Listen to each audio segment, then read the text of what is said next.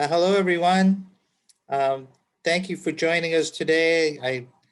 I'm really excited about our seventh Native American Language Summit with the Department of Education, the Bureau of Indian Education, and Administration for Native Americans.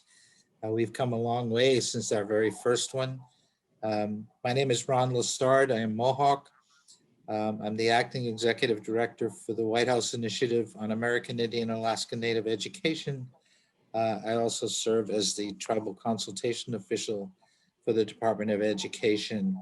And it's really my honor and pleasure to introduce my colleague and friend, James Deaton. I think you're going to find this really helpful and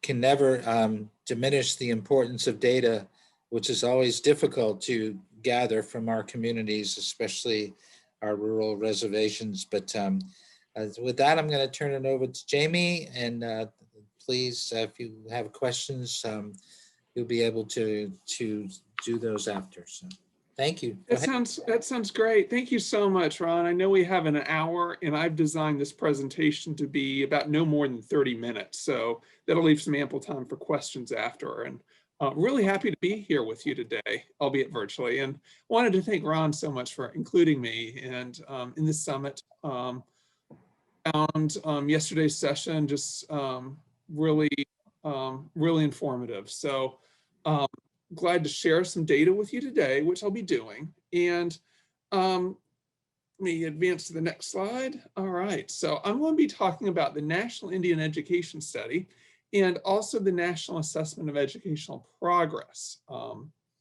There are two main components to NIES, which is the National Indian Education Study for short. And the first being the NAEP Reading and Mathematics Assessments, which are conducted at grades 4 and 8. And an NIS specific survey given to students, their teachers, and school administrators. To give you some background, NAEP was first administered in 1969, and American Indian and Alaska Native students have always been a part of the NAEP sample. However, too often, American Indian and Alaska Native students contributed national level data, but we did not have enough of these students to report out as a subgroup. So when NIES was first administered in 2005, one of the goals of the study was to replace the dash with data. It's common in statistical agency reports when we have too little data to report, we'll just have a dash in the place. So the emphasis really when the study began was how much subgroup reporting can we get from the American Indian Alaska Native community. And I see this as an issue of equity because as a statistical agency, we don't do policy, but one of the things we really want to do is report on how different demographic groups of students are doing. So one of the major advantages of NAEP compared to other standardized tests is that it takes much less of a time burn on students. So students taking NAEP only take one subject. Student taking an NIS will only take reading and math, and they only take 2 blocks of questions from a subject. And each block of a subject is lasting about 30 minutes. So our focus is really big picture. So for NAEP as well as NIS, we report out for the nation, for states, and for various demographic groups. We do not report out for individual students or individual schools because the assessment design does not allow for it. While this may be a drawback for some, the advantage is significantly less time spent testing. The first NIS 2015 report was released in March 2017, and it focused primarily on 2 themes. These being to what extent are American Indian, Alaska Native culture and language part of their curricula, and to what extent are school resources available for improving American Indian, Alaska Native student achievement. Many of our reports with the National Center of Educational Statistics have gone to digital only. We have kept NIES reports they are available digital via PDF on our website, but we also offer hard copies as well. We recognize that sometimes our stakeholders don't have easy access to the web. So we find this is really important to maintain, at least for the foreseeable future. And when you have hard copies of the reports, there's only so much data that can fit into one report. So we wanted to have a follow-up report, and this follow-up report on the 2015 data set was released just this past year. And that's what I'm going to really be sharing today. And this follow-up report focuses on two key questions: contextual factors that are associated with higher and lower performing American Indian Alaska Native students, and how do American Indian Alaska Native students see themselves in terms of their native languages, culture, and aspirations for the future. So within this report, we wanted to bring light that within the American Indian Alaska Native group, there's a wide range of diversity and experience. Sometimes when we do a big national level data release, a media narrative is this is just how American Indians, Alaska Natives are doing compared to the rest of the country. It's a focus on gaps. And I will show some gap slides later in the presentation, but with that context, I think it's important to recognize that this is American Indian, Alaska Natives. It's not one group, it's so many different groups with such a wide range of experience. So we want to delve into differences among a group.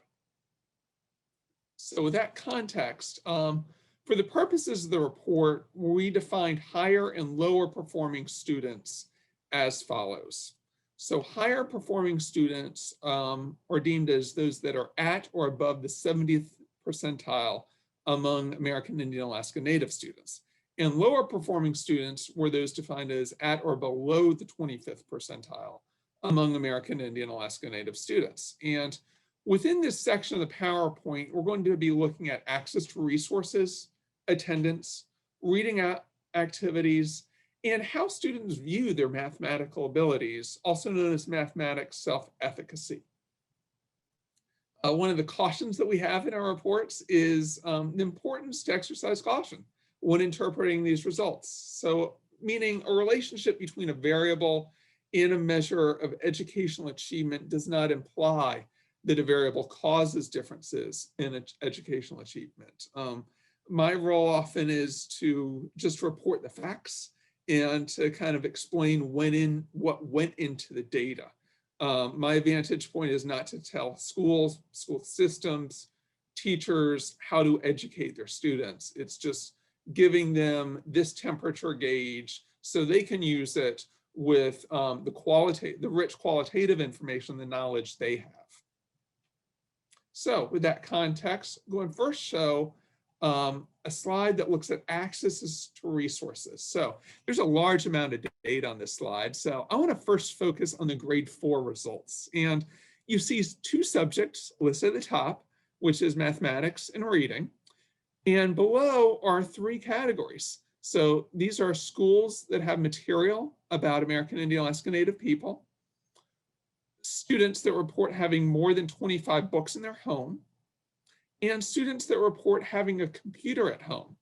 For each subject, mathematics and reading, we have these divided into different categories. So the big takeaway is for each point of comparison, for both grades and for both subjects, we see a significant difference between percentage of higher performing students in these categories compared to the percentage of lower performing students in these categories. So we see that both for grade 4 and grade 8. So I want to just take a pause for a moment to let you take in all this data. So, and from here, I'm going to shift to the next slide, which is going to look at attendance and reading activities. So on this slide, we have 2 categories, and students who reported 0 days of school missed in the last month, and those that read more than 20 pages for school and homework each day. Again, we see some significant difference across the higher and lower performing groups. This is true for both variables at grade 4 mathematics and attendance. And looking at the grade 8 data, We don't see any instances of significant difference, but we do see the same pattern as grade 4. So higher percentages among higher performing students. So before moving to the next slide, I again want to pause for a moment to let you take in this information. And this is also featured in the report itself too. So with that, what I've shown on these past slides are single variables that we report out. So I want to build upon that and now look at composite variables. So give you a little bit of an overview of composite variables. These are combined results across 3 or 4 conceptually related NIES survey questions.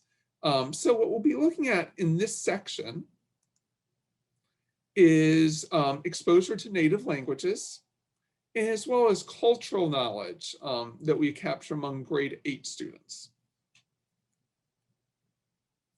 The first one that I'll be looking over is exposure to native languages. And this is composed of 3 survey questions that asked American Indian Alaska Native students how often they are exposed to their American Indian or Alaska Native language via members of their family, people in their school talking to one another, and their attendance in classes in their school taught in their native language. And before going on, I did want to make a note about survey questions as it relates to both the National Assessment of Educational Progress and the National Indian Education Study. Unlike our test questions are considered secure. We occasionally release some, but we do not release them all and we keep them secure because we want to reuse them with each assessment. So that helps us track trends over time. In contrast, our survey questions for both NAEP and the National Indian Education Study are not considered secure, which is great. So we post them publicly on our website even before the study is conducted. And they are also featured in the back of the report as well. They are also not copyrighted either, which I remind people from time to time too. So researchers and grantees are free to take our survey and to use them from their own work and even modify them according to their own work. So with that little bit of context, shifting back to this composite on exposure to native languages. So with that, let me go on to the next slide. And this is how we're reporting this information within the context of this report. Again, a good bit of information here, so I want to walk you through it. So we have in this report, oftentimes we report in 3 mutually exclusive categories, and those being low density public schools. And low density public schools are defined as less than 25% of all students in the school were American Indian Alaska Native. High density public schools are those in which 25% or more of all the students in the school were American Indian Alaska Native. And then there's BIE schools, mutually exclusive, which almost 100% are going to be American Indian in those schools. So you can see by our sample sizes too, that we get a fair amount of students from low density public schools, and it's 25% or fewer. But in many instances, these students are literally the only or one of a very few handful of American Indians within their school. So it's interesting to note how they are exposed to their native language and culture, or maybe not compared to their peers. The other thing that the tables that you, and the example you see here is oftentimes in our reports, you'll see asterisks. And you'll see that later in my presentation as well. And the asterisk is an indicator of statistical significance. However, we don't do so in this table. And that's because the anchor point could vary. And by anchor point, I mean what numbers one is using for statistical comparison. So instead of asterisks within these tables, you use text in the report to note significant differences. So pausing a moment here, I'll let you take in this data, and you can see some major differences regarding exposure to native languages across these 3 reporting subgroups. So, for example, at grade 4, we see BIE students report they're often exposed to their native languages, which is more than 3 times those in high-density public schools, and more than 13 times those in low-density public schools, who only report this 2% of the time. So let me go from the next slide, which gives a summation of the data in the previous slide. So about 1/2 of our American Indian Alaska Native students report never being exposed to their native languages. And then for both grades, students attending BIE schools were more likely to indicate being exposed to their native language sometimes or often compared to their peers attending low or high density public schools. The second composite, and the final composite I'm going to be showing, is cultural knowledge. And for this one, we're just going to report out at grade 8 only. And these survey questions ask students about how much they knew about the American Indian or Alaska Native history, their American Indian or Alaska Native traditions and culture, and current issues that are important to American Indian or Alaska Native people. All right, shifting to the results. So again, we see some real differences among these 3 groups: low density, high density, and BIE schools. So about 40% of American Indian Alaska Native 8th graders reported having some cultural knowledge, and 13% reported they knew nothing of their culture or current issues. So cultural knowledge was more prevalent at schools with higher percentages of American Indian Alaska Native students. And I think while this pattern might be very expected, one of the values of the study is quantifying it. To what degree do we see differences among these groups? So, and then 8th graders attending BIE schools were more likely to indicate having some or a lot of cultural knowledge compared to their peers attending low density or high density public schools. So from here, let me give you a summation of what we saw on the previous slide.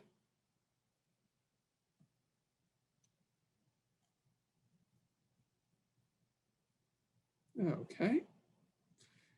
And then from here, we're going to be going into some national public results. So I wanted to mention that the NIS 2019 results have not yet been released. So this includes NIS 2019 survey data, as well as reporting out for densities, both low and high density too.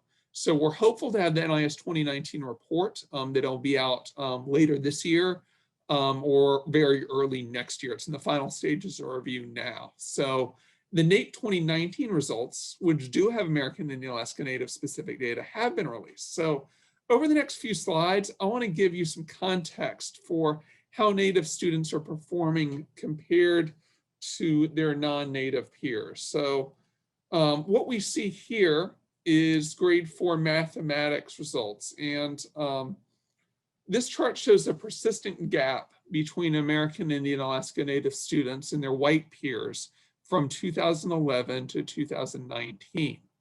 So while NIS is now administered every 4 years, we do have substantial numbers of American Indian Alaska Native students that are included in NAEP assessments in the non-NIES years, meaning 2013 and 2017.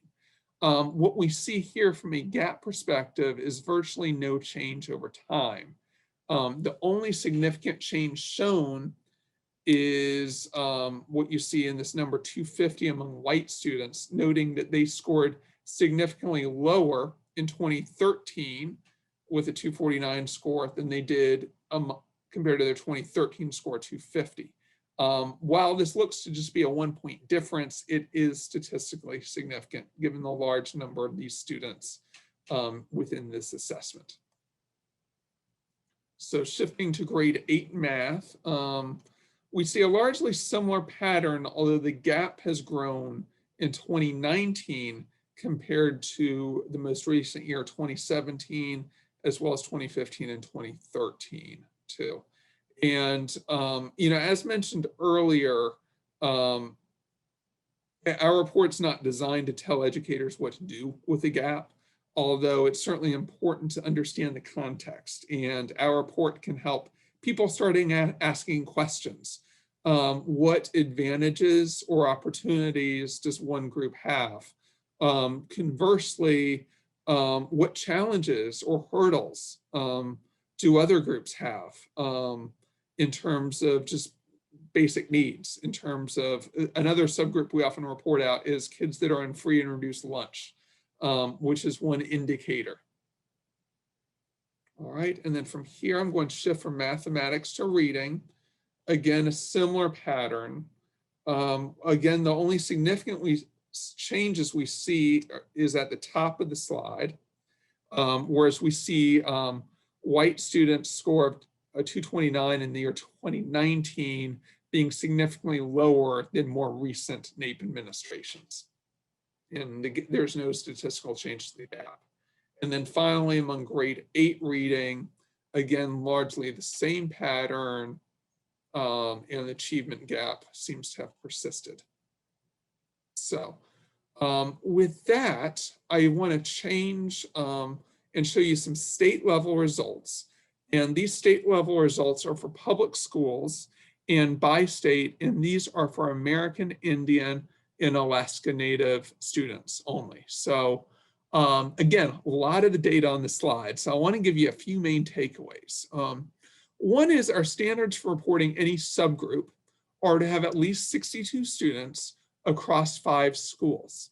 So what this means is just, for any of the states that we do have data for, in lieu of a dash, it means we have at least 62 students in their state that are American Indian, Alaska Native, that come from at least 5 different schools. So over time, we've steadily increased the number of states with American Indian, Alaska Native specific results, which I see as a really good thing.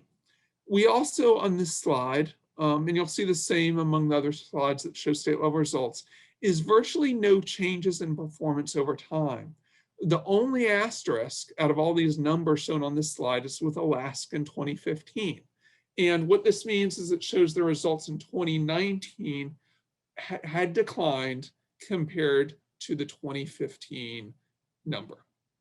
I also want to point out that while these are 15 states that we are potentially able to report out American Indian, Alaska Native specific results, we sample, and it's really important, American Indian, Alaska Native students in all states, which is critical.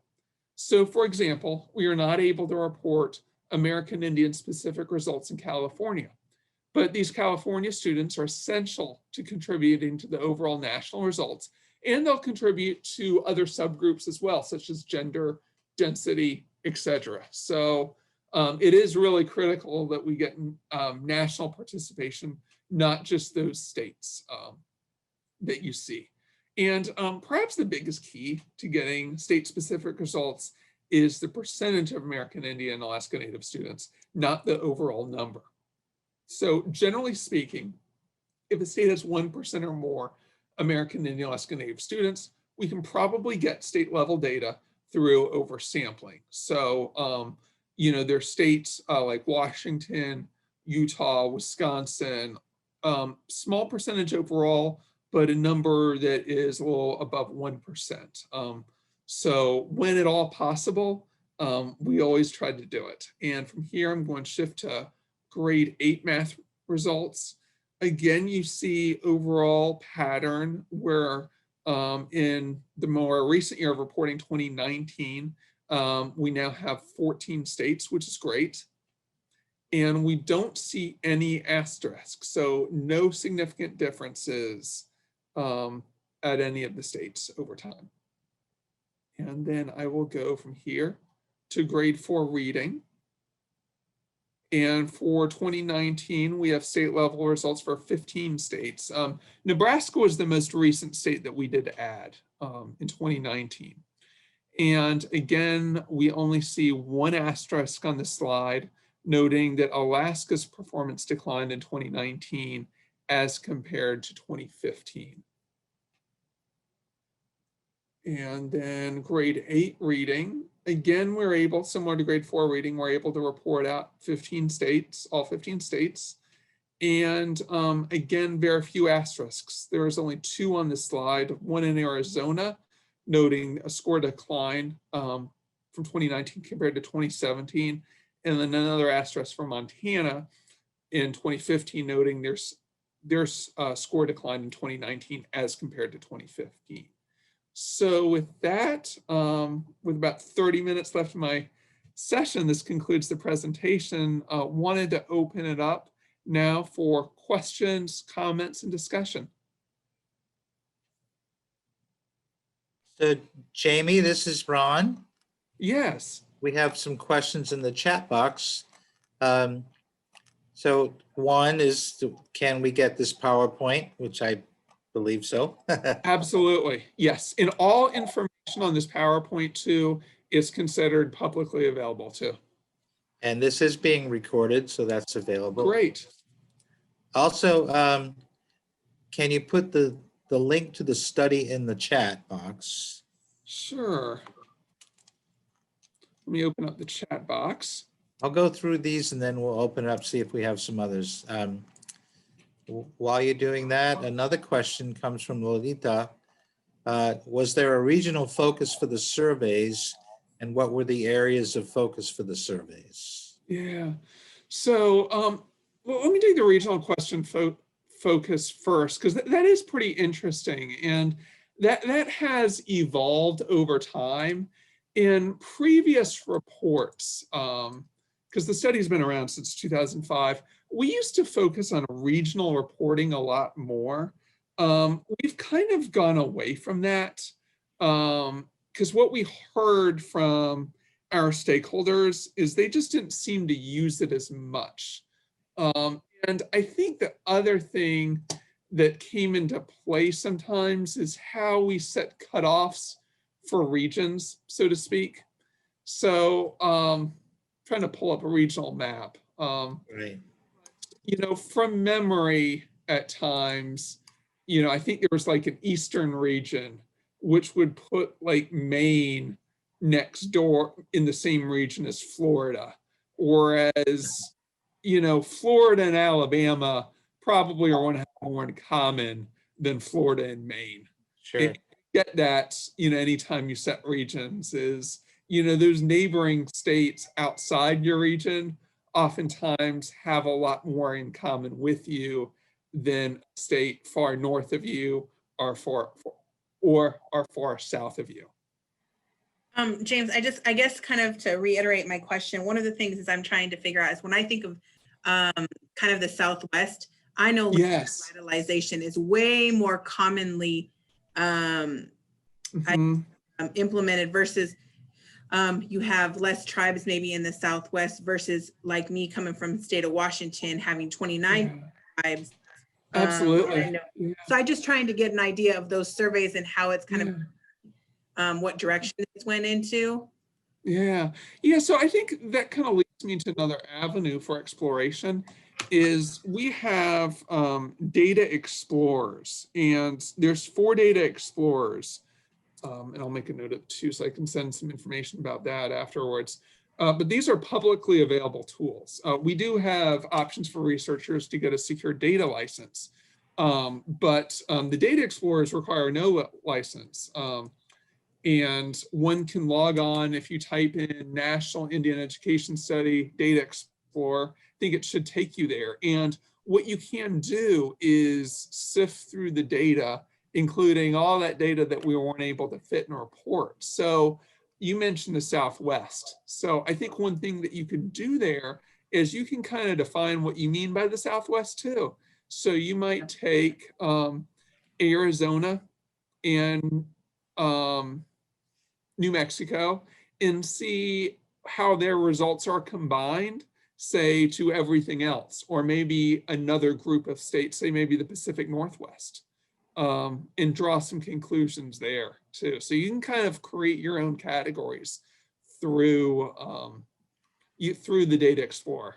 And as long as you have enough to report out, meaning at least 62 students across 5 schools, it will yield some data. Of course, the more students you're able to get in your subgroup, the more statistical power it will have too. Yeah, thank you, Lolita. Jamie, I'm going to read the next question in here. Okay, great. There's only a couple more, and then we can go to the phones. From Heather, says, in your session abstract, it says schools with language learning, does it boost attendance and educational attainment? Yeah. I think that's something, you know, that we really kind of rely more on researchers to take our study and do these type of follow-up secondary analysis things. Anecdotally, and what I've read too, through some research, is there certainly is a positive effect. Since the study began, though, in 2005, we do not often take the quote cultural variables and report out how students scored based on their exposure to language and culture, because there's so many confounding factors. As you know, students that are more likely to be exposed to language and culture are going to be BIE school students.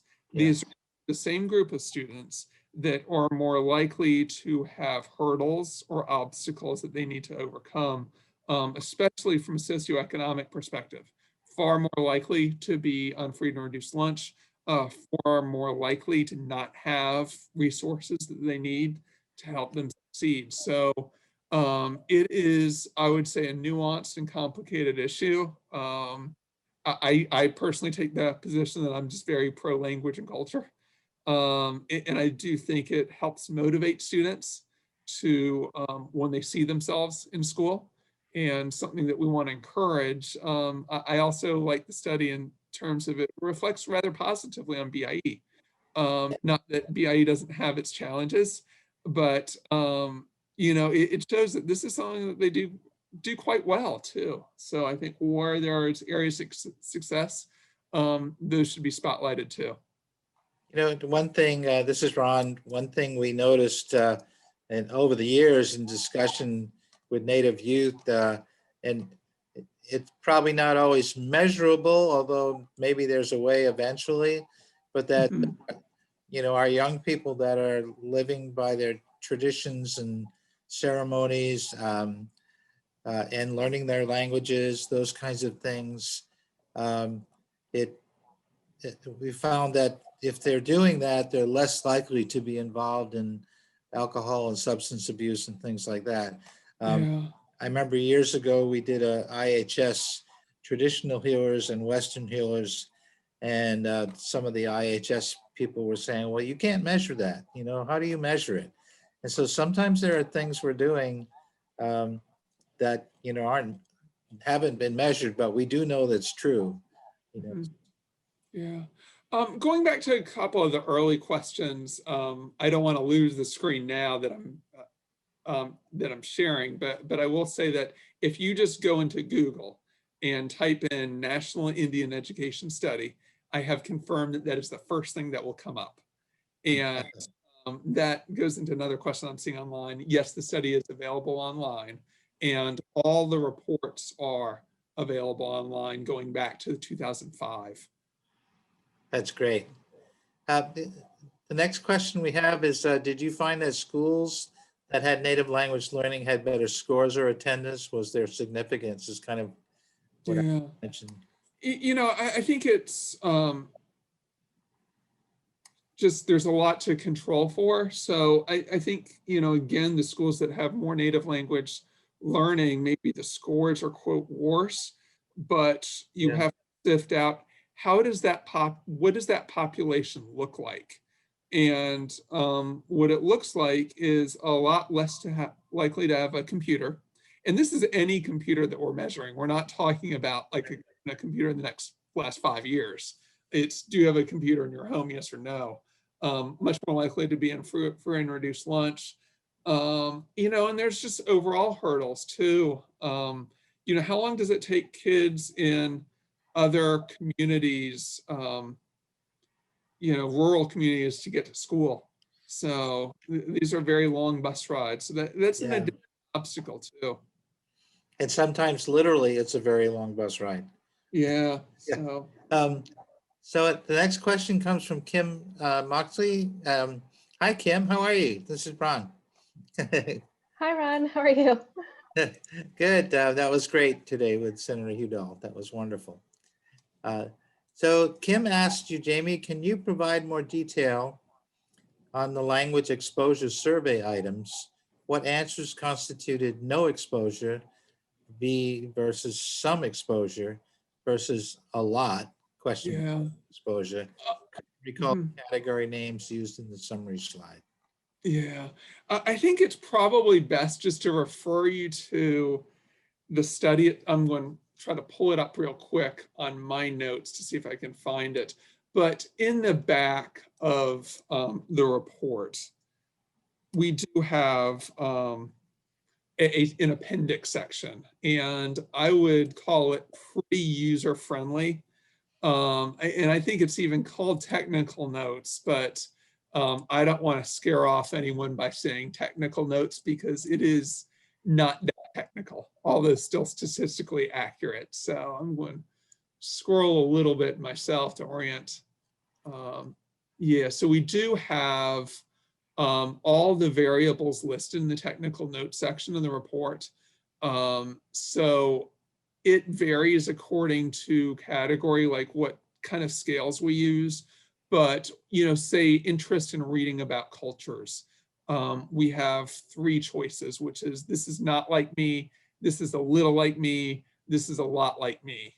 Right. For other things, we have other scales as well too. So like when we get exposure to native languages, we have a 4-point scale, never, hardly ever, once or twice a month, once or twice a week, every day, or almost every day. So this section is really helpful to kind of see the ingredients that go into the composites.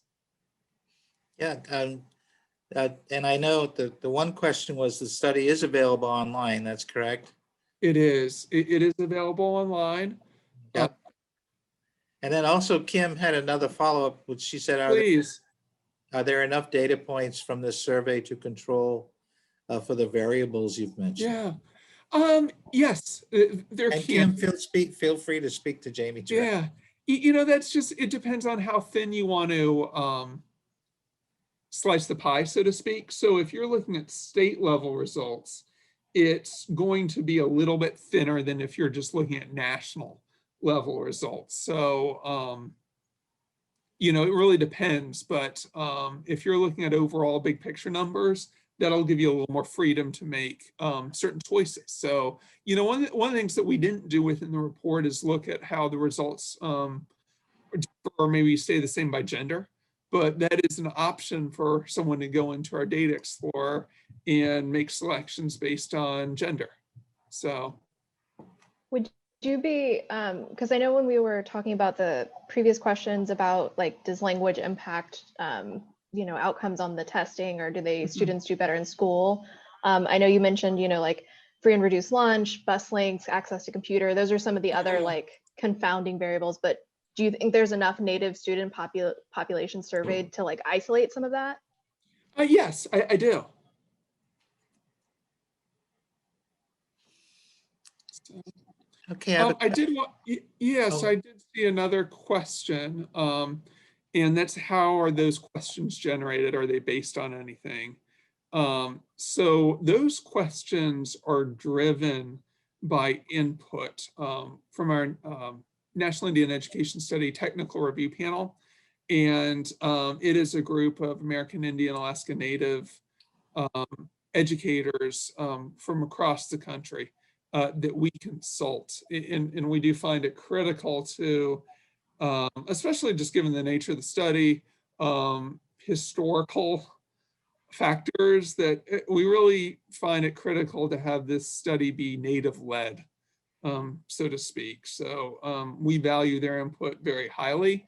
Prior to administering any survey question, we did pretty large scale cognitive lab testing, and we did it throughout the country. And what that gets at is, it's kind of an inverted model where in assessment, you're testing kids. Under Cog Lab testing, what kids are helping us test questions to help us understand, are they being understood in the way they're intended to? Are there any problematic phrases or things that we could clear up how can we make these questions easy cognitively on students to answer, as well as teachers and schools, and to make sure that people are interpreting them in the way that they're intended to interpret. So we cast a pretty wide net when we did cognitive labs leading up to this study administration. Great, thank you. Jamie, do you see the question there from Travis? Let me scroll up a little bit. I didn't know if you could see the chat room, but if you can. Yeah. go ahead and do So that. there are measures of enculturation, some specifically developed with the AIA in context in mind and could be used in future studies. Yes, So it is, as the study progresses from one administration to the next, that is something that we kind of think about. How do we want to develop our survey questions and change over time? I do think one of the things for both NAEP and NIES that we value is the measure to track trends over time. But we don't want to cling so tightly to our current batch of survey questionnaires that we don't make revisions when it calls for it, or to measure probably the things of the highest priority too. So that's, what we constantly evaluate. And that is something, again, that we lean on our technical review panel to help provide us guidance too. In the past and also in the future, I've presented to the National Advisory Council on Indian Education, or NAEC for short. So we really want to get a wide range of input prior to administering the study.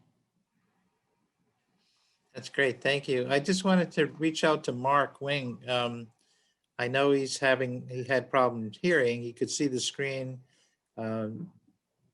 Mark, have you been able to hear? And if you were able to, unmute, hopefully you can hear it. If not, it's being recorded, so you can get this later. So, but I hope you can hear it now. The next question, Jamie, do you see that from Cree? Let's see. So since there are so many variables to academic success for children in general, what data is available to see where Native children have access to things like computers, stable households, books, transportation, etc.? So that's a really good question. And that ties me to another set of questions that we do administer as part of National Indian Education Studies. So we have the NIES specific questions that American Indian Alaska Native students take, but we also have the National Assessment of Educational Progress questions, survey questions, that all students take, not just Native students after NAEP. And again, these are questions that are publicly available to students. So within that, we do have constructs similar to those that you measured. And if you Google NAEP survey questions, those were quick to come up. So I am pulling up some now, and I can, we do ask about how many books are there in your home. We do cog lab these from time to time. And one thing we learned recently is kids still aren't quite sure what ebooks are. That's something we'll come back to as, some transition more digital, and maybe they have fewer books on the shelves, but just as many, or if not more, books at home. We do have other measures that we ask. We are federally mandated to collect measures of socioeconomic status. So with that, we have certain measures, like we ask students if they have access to the internet, your own bedroom, a desktop or a laptop computer that you can use, a tablet that you can use, a smartphone that you can use, things of that nature. It is a challenge to collect information about socioeconomic status, kind of for two reasons. One is the diversity of our population. We have some kids that share a bedroom with a sibling, and what that might mean is they live on the Upper East Side in Manhattan, and their parents combined make $500,000 a year, and they live in an apartment that is worth millions. There's other kids that have their own bedroom, but they are in a rural, remote area and or more socioeconomically disadvantaged. Another challenge with that is one of sensitivity.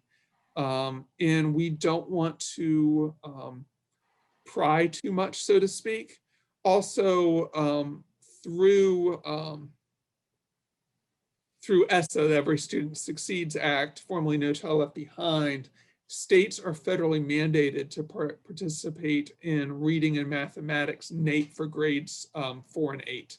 They are not federally mandated to participate in NIES. They are not federally mandated to participate in the NAEP survey questions. So we have had states from time to time that do opt out of our survey questions. And we are sensitive because there's not universal opinions in terms of, how, where is the line in terms of wanting to collect information that will help inform reporting and what is being overstepping, so to speak. So one example that's been suggested to us at times is, looking at food insecurity as a measure. And that is something that, even grade 4 students could reliably report on. But that's something that I and others have pushed back on because we know states will find it too intrusive, and it's much more likely to have our constituents opt out of the survey, which have happened. Sure. We have one more question in the chat box from Belinda Begay. Her question is, how are those questions generated? Are they based on anything? Is it based on some type of scale index? Is there a specific cognitive? Sure. So happy to answer that. So, questions, we have a working version of the questionnaire, and that came into being, starting in 2005, before I took over the project nearly 10 years ago. So we do want them, they're based on input among our item developers, who has been Educational Testing Service, their testing company, as well as our National Indian Education Study Technical Review Panel. So we do have scales that are used for items. Generally speaking, too, we want to create uniformity across items. So an example of what I mean by that is if we have a certain scale that's something like never in some classes, in about half of the classes, in more than half the classes, in all or almost all the classes, it's best to repeat scales from one question to the next. And that's true not just of kids, but adults as well. It's much less cognitively burdensome if you don't go from one scale to another scale to another scale to another scale to another scale. So you have to balance that with also wanting to be precise, and within each construct thinking, well, what is the most precise, the best scale for a given construct or item too. So regarding cognitive lab company or platform utilized, ETS as the item developer, they do the work in creating the items, but historically, for the National Indian Education Study, we have always used a small business that is a Native owned company and Native operated company. And in recent years, Tribal Tech has had that contract, and they've done great work for us. And the previous contractor, Kaufman and Associates, also a Native company, they were the ones that conducted the cognitive labs for us as well too. Wow. And one other thing I didn't mention is, while the study is a government report, our technical review panel, the last time around, produced their own report, and it was called Setting the Context. So if you Google NIES Setting the Context, the very first thing that will come up is, and actually the second thing as well, is this document that the panel produced. So, and as a non-ed report, one of the other nice touches of it is we didn't have to go through a government printing office. We actually used a Native American owned and operated business to print that document as well, which is great. That's great. Yeah. So, So I don't have any more questions in the chat box. We have about 7 minutes left. Is there anyone out there that would like to ask a question of Jamie, or any comments you'd like to make?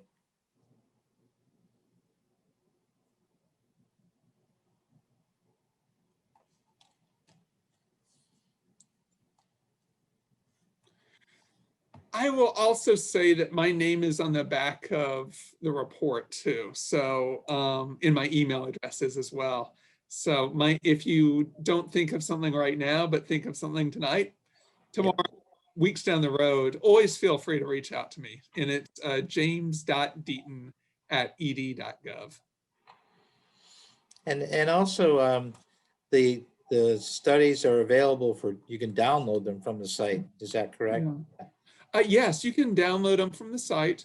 Certainly of the 2015 studies, if you want a hard copy, just send me an email and we'll get you a hard copy as well.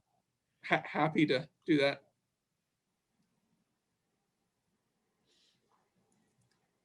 Hi, folks. Is there anyone else? You have any other questions? This is it's a great opportunity. We have a few minutes left, but it's a great opportunity to speak with James. And so go ahead, and if you have any, go ahead and ask.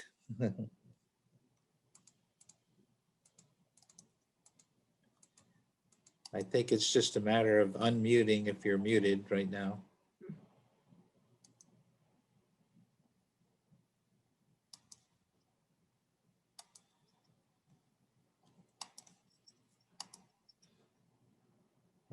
Jamie, I don't know that we have any others. Well, no problem. So, Rana, again, I wanted to thank you so much for your support over the years, and Of course. also for my colleagues at the Office of Indian Education who really make this happen through their funding. So we're happy to get this data in the hands of the people, because I think that's what's so important, is it's something for us to push out to others.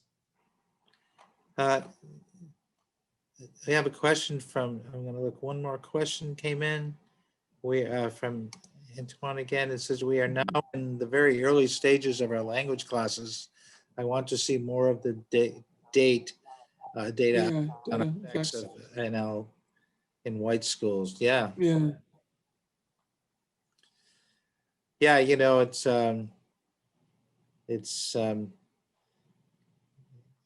we're hoping, you know, that sometimes that when we work on the language summit and with the MOA that we have with the federal agencies working on the revitalization, and we say preservation of native languages, which there are some native languages, there are very little left to preserve, other than one speaker or something like that. So, you know, I'm hoping that over the next few years, we can elevate this issue to more of a national issue. I mean, the loss of any native language is horrible. It's terrible. But I think with some of the effects of the boarding school issue, my mom was in the boarding school. Of course, we weren't allowed to speak our languages and practice our ceremonies. But I think it needs to come to the forefront. As Native people, we know that, but it's the non-Native communities out there that need to understand the importance of our languages and how this really reflects our identity with our ceremonies and our songs and all those things. So hopefully we can, you know, raise this to a level that not just continue to educate our own communities, but to, you know, to reach out to the non-Native communities to show them, you know, how this is important and how the data reflects how important it is. Well, with that, Jamie, do you have any any other words or anything you'd like to say? And if not, Just thank you so much for being here with me today, virtually. I hope in the future I can meet with you all in person. So yes, and thank you so much. yeah. Thank you, everyone. We really appreciate it. And reach out to Jamie if you need anything, and reach out to me. I'm happy to help you. So with that, we thank you. Have a good evening. And we thank you very much. Aho, wadakuyasu. Aho.